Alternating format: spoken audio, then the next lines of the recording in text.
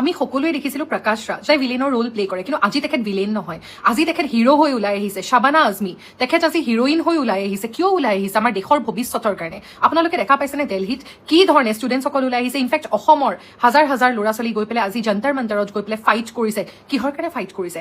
মাৰ ধৰ বা বেয়া ধৰণৰ কোনো ধৰণৰ এটিটিউড লোৱা নাই, just they are doing everything in a very non violent ways. আৰু যোনটো বস্তু আমি লেখত ল'বলগীয়া, কিন্তু তাৰ ষ্টুডেণ্টসকলৰ ওপৰত লাঠি চাৰ্জ কৰা গ'ল। কিন্তু আপোনালোকে ভাবি চাওক প্ৰপাগেণ্ডা কেনেকুৱা ধৰণৰ চলিব পাৰে, যে আজি আমি ভৱিষ্যতৰ কাৰণে, আমাৰ দেশৰ ভৱিষ্যতৰ কাৰণে, আমাৰ সন্তানসকলৰ কাৰণে কালিলৈকে যাতে সেই ল'ৰা ছোৱালীকেইটাৰ নিচিনাকে ফাঁচি ল'ব লগা নহয় আমাৰ সন্তানসকলে, তাৰ কাৰণে we are just fighting here, we are standing here, we are talking about sir rights. But বহুত মানুহে কি কৰিছে? জাষ্ট স্ক্ৰল কৰি দিছে। They don't even dare to share this video' here. আৰু আপোনালোকে ভাবক, আজি আমি চিঞৰি থাকিলে কি হ'ব? দেশৰ হকে আমি মাত মাতিছো, কিন্তু দেশৰ হকে মাত মাতাৰ লগে লগে আপোনালোকৰ ওপৰত টেগ কৰি দিব নহয় এণ্টি নেশ্যনেল টেৰৰিষ্ট হয়। আপোনালোকে দেশৰ এগেইনষ্টত মাত মাতে বুলি আপোনালোকে আজি ডেমক্ৰেচি প্ৰেক্টিচ কৰিব নোৱাৰা হৈ গৈছে। আজি আমাৰ নিচিনা ছ'চিয়েল মিডিয়া কণ্টেণ্ট ক্ৰিয়েটাৰ্ছসকলে মাত মাতিব ভয় খাই ভিডিঅ' ডিলিট কৰিব লগা পৰ্যায় আনি যে কোনে? সেই কমেণ্ট কৰা মানুহখিনিয়ে। আৰু কোনে কমেণ্ট কৰিছে? সেই 10-12 হাজাৰ টকা IT চেলত বহি থকা সেই ভয় কৰা সেই ভিজা মেকুৰীকেইটাই, দেশত দ্ৰোহীকেইটাই আহি কমেণ্ট কৰিব, বেয়া বেয়াকে আপোনাক প্ৰভোক কৰিব ট্ৰাই কৰিব, 10টা ফেক একাউণ্ট ক্ৰিয়েট কৰি পেলাই। আৰু ভাবক, সেইকেইটাক আজি মই সুধিব বিচাৰিছো, তোমালোকে যে আহি কমেণ্ট কৰা, তোমালোকৰ ল'ৰা ছোৱালী নহ'ব কালিলৈকে? তোমালোকৰ ভাইটি ভণ্টি নাথাকিব কালিলৈকে? সিহঁতে যদি নিজৰ সপোন পূৰণ কৰিবৰ কাৰণে যদি পেপাৰ লিক হৈ পেলাই যদি ফাঁচি ল'ব লগা হয়, তেতিয়াহ'লে তোমালোকে কাক উত্তৰ দিবা? You people are traitors, you people are দেশদ্ৰোহী। তোমালোক হৈছা দেশদ্ৰোহী। আমাৰ দেশৰ কাৰণে আজিলৈকে তোমালোকে মাত মাতি পাইছা, কিন্তু যোনে মাত মাতিছে তাতে তোমালোকৰ বেয়া লাগিছে। তোমালোকে নিজে এবাৰ নিজক সুধি চোৱা যে কি চলি আছে এই দেশখনৰ ওপৰত, কি চলি আছে আমাৰ ভাৰতবৰ্ষৰ ওপৰত। আজি আমি মাত মাতাৰ কাৰণে আমি হৈ যাওঁ এণ্টি নেশ্যনেলছ। আমাক কালিলৈকে ক'ব যে আমি এইটো ছাপৰ্টাৰ, সেইটো ছাপৰ্টাৰ। আমি কাৰো ছাপৰ্টাৰ নহয়, আমি আমাৰ দেশৰ ছাপৰ্টাৰ। আমি দেশখন ভাল পাওঁ, আমি দেশৰ ভৱিষ্যত ভাল পাওঁ। আমাৰ ল'ৰা ছোৱালীয়ে যাতে কালি দুখ কৰিব লগা নহয়, আমি যাতে বুকু জকিয়াই জকিয়াই কান্দিব লগা নহয়, তাৰ কাৰণে উই আৰ ফাইটিং হিয়াৰ। এতিয়া শিক্ষামন্ত্ৰীয়ে নহয়, প্ৰধানমন্ত্ৰীয়েও কিন্তু পদত্যাগ কৰিব লাগে। চৰকাৰে কি কয়? তেওঁলোক এণ্টি নেশ্যনেলিষ্ট হয়, তেওঁলোক টেৰৰিষ্ট হয়। মোদী ডাঙৰীয়া তেতিয়াহ'লে আটাইতকৈ বেছি এণ্টি নেশ্যনেলিষ্ট হ'ব, কাৰণ 2014 চনৰ আগত কোনে আমাক শিকাইছিলে যে চৰকাৰে যদি কিবা ভুল কাম কৰে, কিবা ভুল নীতি লয়, তেনেহ'লে চৰকাৰৰ বিৰুদ্ধে মাত মাতিব লাগে? এইটোতো মোদী ডাঙৰীয়াই শিকাইছে। কেতিয়া আমি এডুকেটেড প্ৰাইম মিনিষ্টাৰ পাম? যেতিয়া এডুকেশ্যন যিটো ছিষ্টেম, যিটো চলি আহিছে যুগ যুগ ধৰি পেলাই, তাৰ ৰিফৰ্ম। আমাৰ প্ৰধানমন্ত্ৰী ডাঙৰীয়া বিদেশলৈ যাবলৈ সময় আছে। তেওঁ বহুতবাৰ বিদেশলৈ গ'ল। এই আন্দোলন আৰম্ভ হোৱাৰ পিছত বহুতবাৰ বিদেশলৈ গ'ল। তাতে গৈ পেলাই তেওঁ বাহিৰৰ প্ৰধানমন্ত্ৰীসকলৰ সন্মুখত ইয়ৰ এক্সেলেঞ্চি কৰি আছে। কিন্তু এই ভাৰতবৰ্ষৰে ছাত্ৰ ছাত্ৰীসকল, যিসকলে আচল অৰ্থত ভাৰতবৰ্ষ বিশ্বগুৰু বনাব, তেওঁলোকৰ কথা এইজন মোদী ডাঙৰীয়া শুনিবলৈ সময় নাই। এইখন ভাৰতত ভূষণ ৰাম ৰহিমৰ দৰে ডাকি অপৰাধী ফুলৰ মালাৰে আচলতে স্বাগতম জনোৱা হয়। কিন্তু আমাৰ সময়ৰ এই যুগৰ এজন এডুকেশ্যনেলিষ্ট, এজন চাইণ্টিষ্ট, এজন এনভাইৰমেণ্টেলিষ্ট সোণম ৱাংচুক ডাকি অপৰাধীৰ দৰে বগা কাপোৰেৰে মেৰিয়াই পেলাই তেওঁক চুচৰাই তেওঁৰ হাংগাৰ ষ্ট্ৰাইক ভংগ কৰিবৰ কাৰণে এইখন চৰকাৰে হস্পিটেললৈ লৈ যায়। মোদী ডাঙৰীয়াই প্ৰেছ মিট কিয় নকৰে? কাৰণ তেখেতে পাব্লিকৰ লগত ডাইৰেক্ট কানেকশ্যন কৰিবলৈ বিচাৰে। মোদী ডাঙৰীয়াক চেলেঞ্জ কৰিব বিচাৰিছোঁ, আপুনি যন্তৰ মন্তৰলৈ গৈ পেলাই ডাইৰেক্ট কানেকশ্যন নকৰে কিয়? তাতে লাখ লাখ ছাত্ৰ ছাত্ৰীয়ে নিজৰ মনৰ কথা ক'ব কাৰণে ৰখি। আমাৰ মোদী ডাঙৰীয়া A+B² কি হয় সেইটো তেওঁ নাজানাকৈ নাথাকিলে হয়। ৰাডাৰ মানে কি হয় তেওঁ নাজানাকৈ নাথাকিলে হয়। ৰিফৰ্ম আছে, ৰিফৰ্মৰ প্ৰয়োজন আছে, সেইকাৰণেতো আমি প্ৰতিবাদ কৰিছোঁ আজি ৰাজপথলৈ ওলাই। প্ৰথম কথাটো হ'ল সেই 20জন ছাত্ৰ ছাত্ৰীয়ে যি আত্মহননৰ দৰে পথ বাছি ল'বলগীয়া হ'ল, তাৰ হত্যাকাৰী কিন্তু আমাৰ মোদী ডাঙৰীয়া আৰু ধৰ্মেন্দ্ৰ প্ৰধান। তেওঁলোকৰ কাৰণে এই দুজন ছাত্ৰ ছাত্ৰীয়ে নিজৰ প্ৰাণ হেৰুৱাবলগীয়া হ'ল। ইমান দুখ লগা বিষয় যে ছাত্ৰ ছাত্ৰীসকলে নিজৰ মৌলিক অধিকাৰৰ কাৰণে আজি বিচাৰি পেলাই ৰাজপথলৈ ওলাই আহিবলগীয়া হৈছে। আমাৰ প্ৰধানমন্ত্ৰী ডাঙৰীয়া বিদেশলৈ যাবলৈ সময় আছে। তেওঁ বহুতবাৰ বিদেশলৈ গ'ল। এই আন্দোলন আৰম্ভ হোৱাৰ পিছত বহুতবাৰ বিদেশলৈ গ'ল। তাতে গৈ পেলাই তেওঁ বাহিৰৰ প্ৰধানমন্ত্ৰীসকলৰ সন্মুখত ইয়ৰ এক্সেলেঞ্চি কৰি আছে। কিন্তু এই ভাৰতবৰ্ষৰে ছাত্ৰ ছাত্ৰীসকল, যিসকলে আচল অৰ্থত ভাৰতবৰ্ষ বিশ্বগুৰু বনাব, তেওঁলোকৰ কথা এইজন মোদী ডাঙৰীয়া শুনিবলৈ সময় নাই। মোদী ডাঙৰীয়া ক'বলৈ বিচাৰিছোঁ, আপুনি বাহিৰত গৈ যিমানে ইয়ৰ এক্সেলেঞ্চি কৈ নাথাকক কিয়, তাৰ বিশ্বগুৰু ভাৰতবৰ্ষ তেনেকৈ নহয়। এইসকল যুৱ প্ৰজন্মই তেওঁলোকেহে ভাৰতবৰ্ষক বিশ্বগুৰু বনাব পাৰে।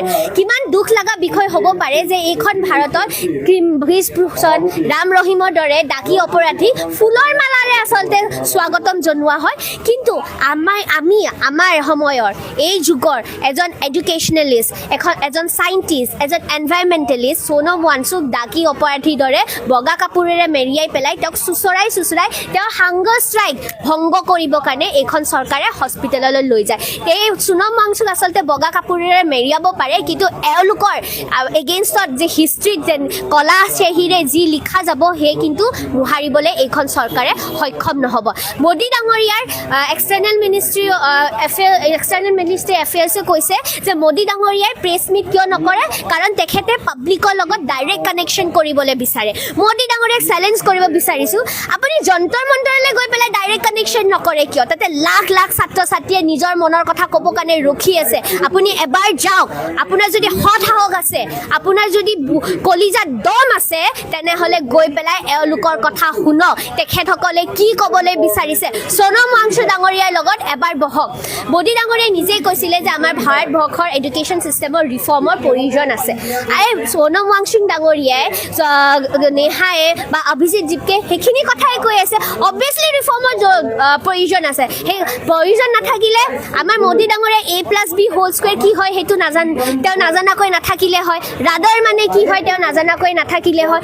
ৰিফৰ্ম আছে, ৰিফৰ্মৰ প্ৰয়োজন আছে, সেইকাৰণেতো আমি প্ৰতিবাদ কৰিছোঁ, আজি ৰাজপথলৈ ওলাই আহিছোঁ। আমি নিবিচাৰোঁ যে আমাৰ নেক্সট যিসকল প্ৰধানমন্ত্ৰী আহিব তেওঁলোকে A+B² নাজানাকৈ থাকে। আমি এজন এডুকেটেড প্ৰাইম মিনিষ্টাৰ বিচাৰিছোঁ। কেতিয়া আমি এডুকেটেড প্ৰাইম মিনিষ্টাৰ পাম? যেতিয়া এডুকেশ্যন যিটো ছিষ্টেম যিটো চলি আহিছে যুগ ধৰি পেলাই তাৰ ৰিফৰ্ম হয়। আজি যিসকলে প্ৰতিবাদ কৰিব ওলাই আহিছে, এইখন চৰকাৰে কি কয়, তেওঁলোক এণ্টি নেশ্যনেলিষ্ট হয়, তেওঁলোক টেৰৰিষ্ট হয়। মোদী ডাঙৰীয়া তেতিয়াহ'লে আটাইতকৈ বেছি এণ্টি নেশ্যনেলিষ্ট হ'ব, কাৰণ 2014 চনৰ আগত কোনে আমাক শিকাইছিলে যে চৰকাৰে যদি কিবা ভুল কাম কৰে, কিবা ভুল নীতি লয়, তেনেহ'লে চৰকাৰৰ বিৰুদ্ধে মাত মাতিব লাগে। এইটোতো মোদী ডাঙৰীয়াই শিকাইছিলে আৰু আমি সেইখিনিয়ে ফ'ল' কৰি আছোঁ। যদি আমি এণ্টি নেশ্যনেলিষ্ট হয়, পোনপ্ৰথমতে মোদী ডাঙৰীয়া এণ্টি নেশ্যনেলিষ্ট হ'ব। হয়, শিক্ষামন্ত্ৰী ধৰ্মেন্দ্ৰ প্ৰধানে পদত্যাগ কৰিব বুলি ভাবে।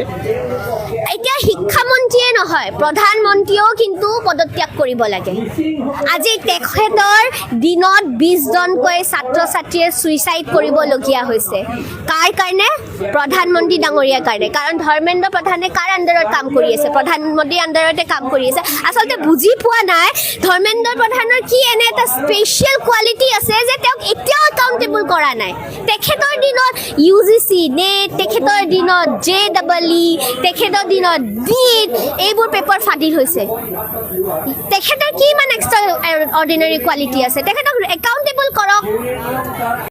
নমস্কাৰ প্ৰিয় বন্ধু বান্ধৱীসকল।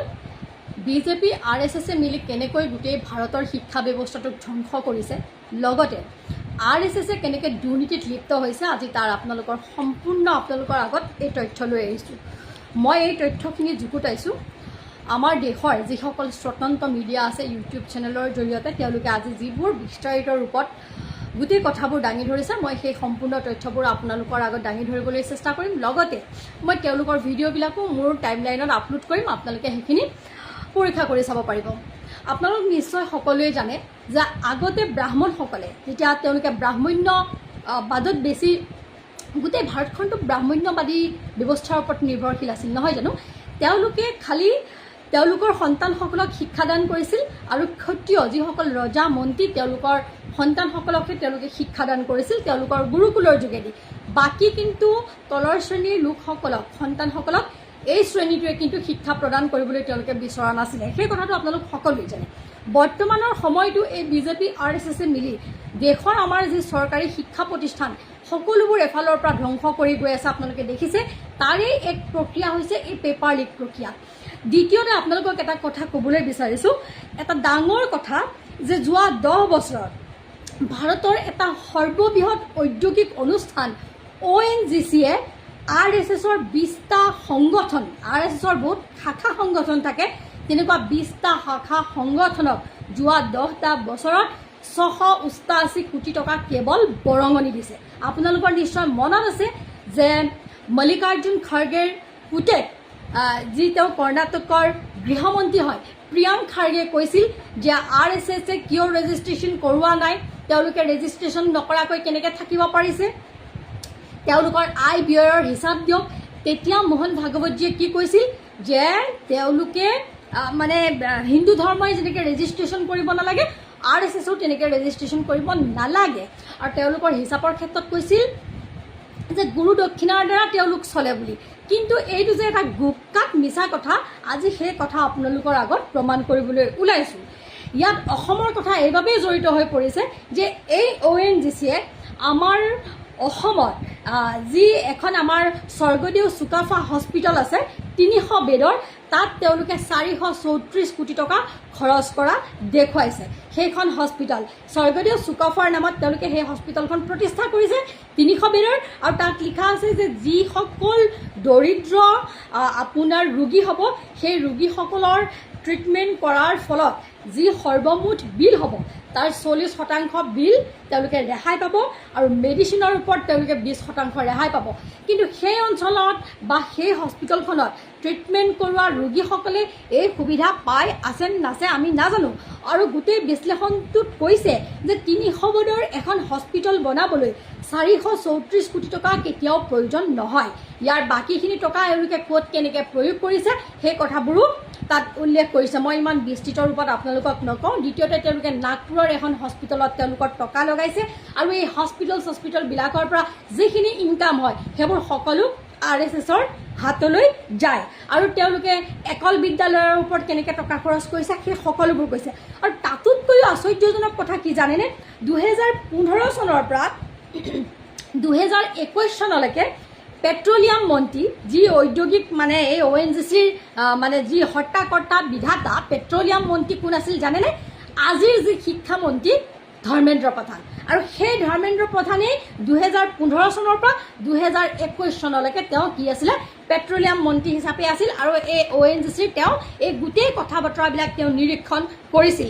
আৰু আজি সেইজন ধৰ্মেন্দ্ৰ প্ৰধানে আজি শিক্ষামন্ত্ৰী হৈ আজি পেপাৰ লিক কৰি আছে। আৰু তেতিয়া তেওঁ মানে পেট্ৰলিয়াম মন্ত্ৰী হৈ থাকিও তেওঁ কি কৰিছিলে, এই সম্পূৰ্ণ এইবিলাক চান্দা চুৰি তেওঁ এইবিলাক ডনেশ্যনবিলাক উঠাই তেওঁ RSSক দিছিল। গতিকে আজি সেয়ে এই ধৰ্মেন্দ্ৰ প্ৰধানক আচলতে মোদী চৰকাৰে পদত্যাগ কৰিবলৈ ক'ব পৰাৰ সাহস নাই। কাৰণ ধৰ্মেন্দ্ৰ প্ৰধানৰ হতুৱাই এওঁলোকে নকৰা বহুত কাম কৰিছে, যিখিনি কাঁচা চিঠা গোটেইখিনি ধৰ্মেন্দ্ৰ প্ৰধানৰ হাতত আছে।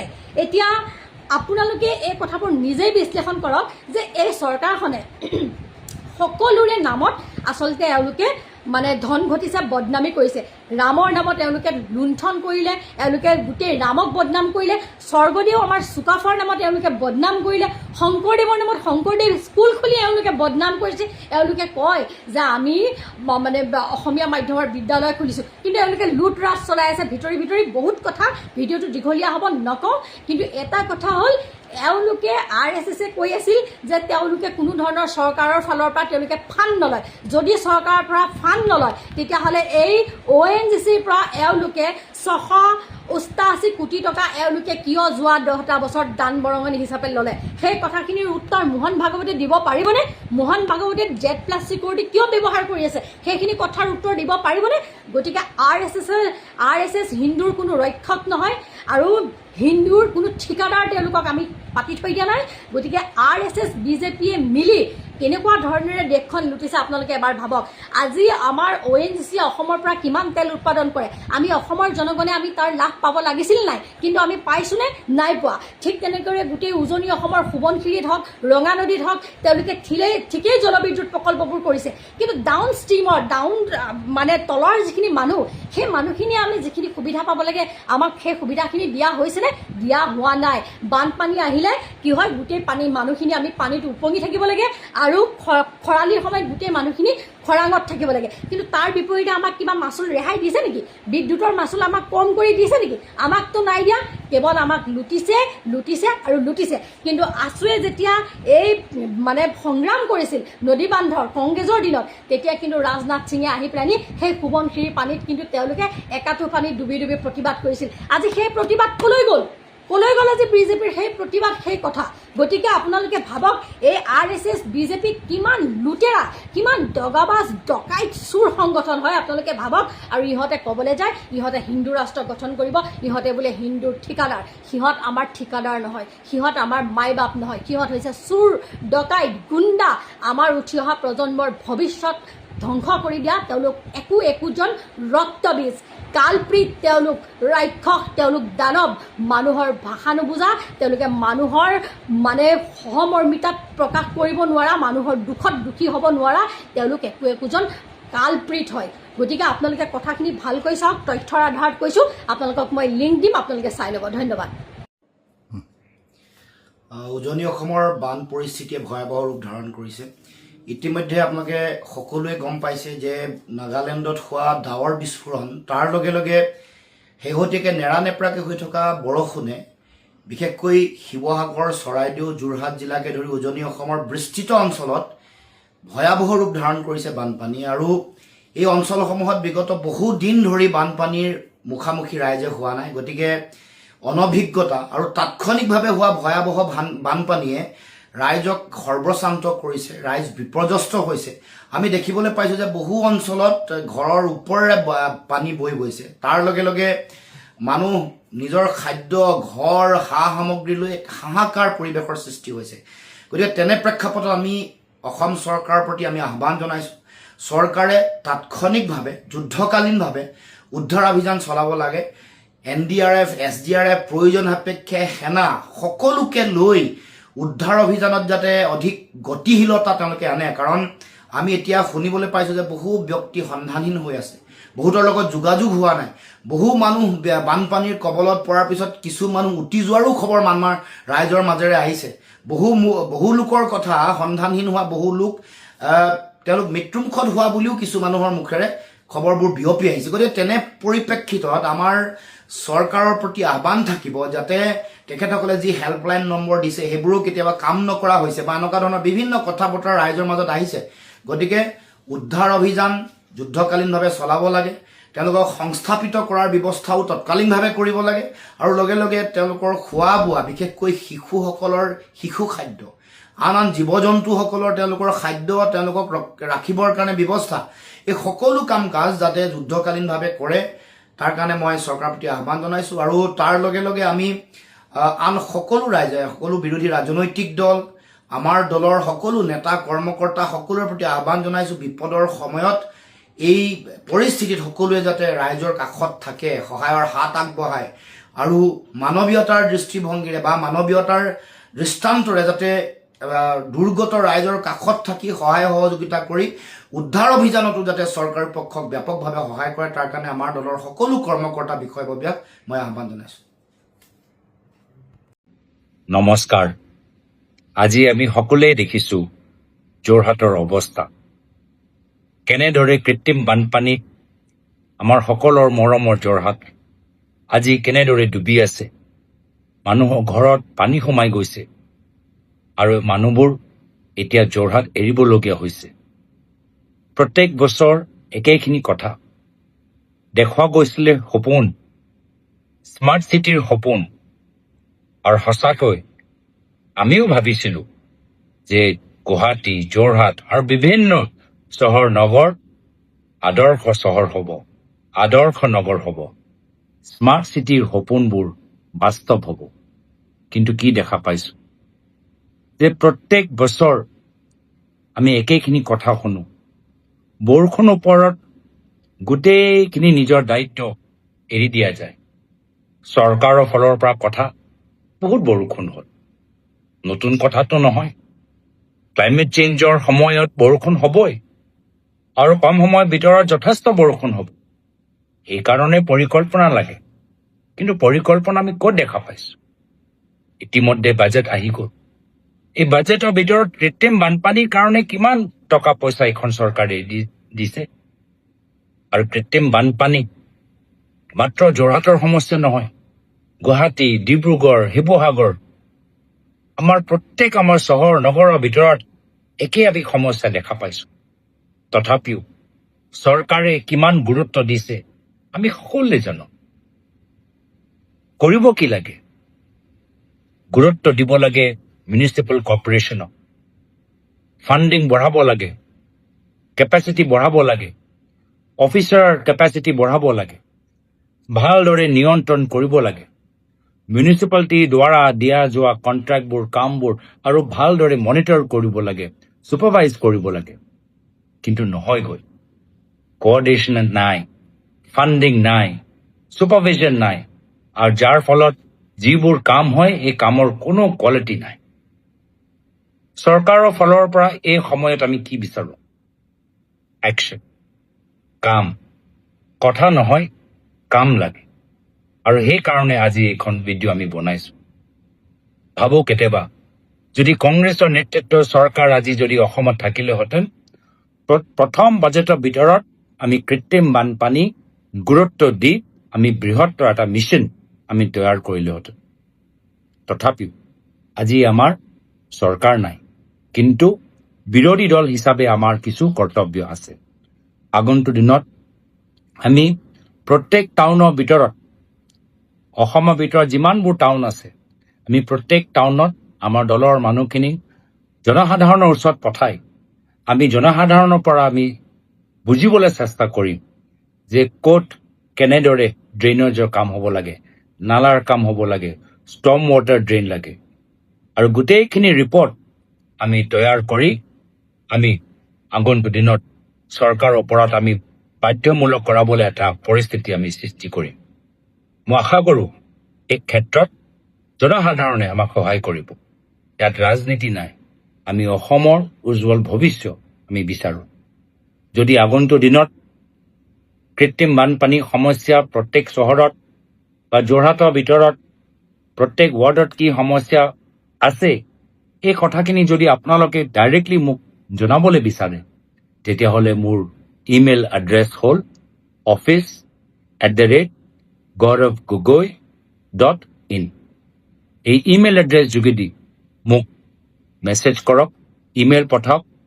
যোৰহাটৰ বাসিন্দা হ'লে আপোনাৰ ৱাৰ্ডৰ ভিতৰত কি সমস্যা আছে আমাক জনাওক।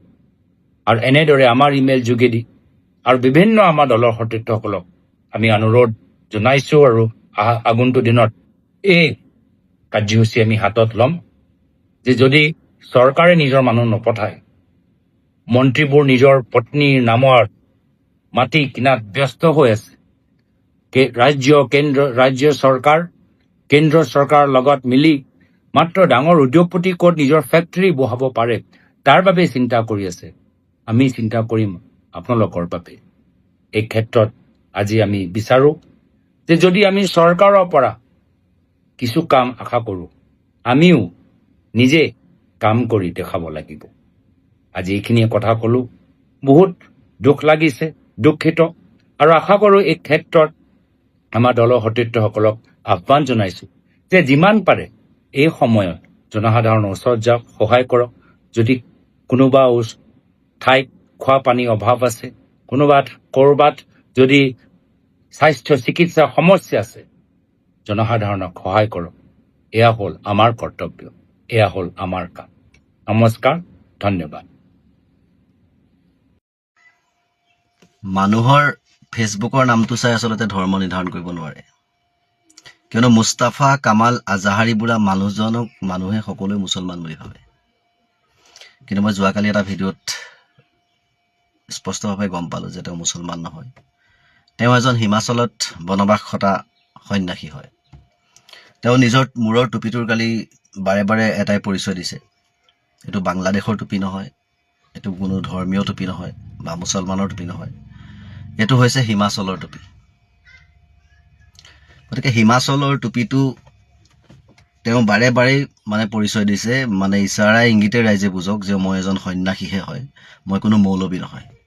মই থাকোঁহে মৌলবীৰ ৰূপত। আচলতে মই মুছলমানক বদনাম কৰিব খুজি আছোঁ, আৰু মই কেতিয়াও মুছলমান নহয়। গতিকে আমি আজি স্পষ্টভাৱে গম পালোঁ যে মুস্তাফা কামাল আজাহাৰী বোলা মানুহজন এজন সন্যাসী হয়, তেওঁ কেতিয়াও মুছলমান নহয়। নহ'লে তেওঁ যদি মুছলমান হ'লহেঁতেন, তেওঁ মুছলমান হোৱা হ'লে তেওঁৰ ওচৰ চুবুৰীয়া যিখিনি মুছলমান মানুহ সেইখিনি হিজৰা নহয় আৰু যদি তেওঁ প্ৰকৃতাৰ্থত মুছলমান হয় তেতিয়া তেওঁৰ গাঁৱৰ ওচৰ চুবুৰীয়া মুছলমানখিনি হিজৰা হয় গতিকে হিজৰা হোৱাৰ কাৰণে তেওঁ আজি এনেকুৱা কথা বতৰা মানে পাগলামি কৰি আচলতে ফেচবুকখন গেলাব খুজিছে গতিকে এনেকুৱা কথা বতৰা নকলেও হয় মানুহে কিবা এটা ভাল